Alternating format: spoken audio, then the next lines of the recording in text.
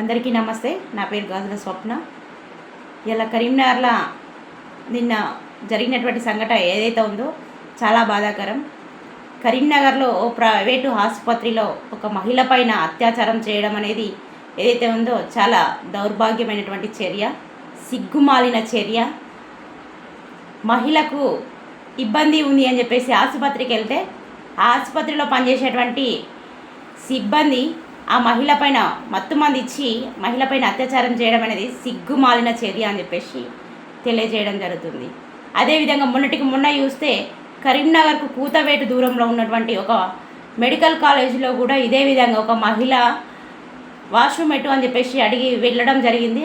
ఆ వెంటనే వేరే ఆగంతకుడు వచ్చి ఆ మహిళ పైన మత్తుమందు జల్లి బంగారం దోచుకోవడం జరుగుతుంది.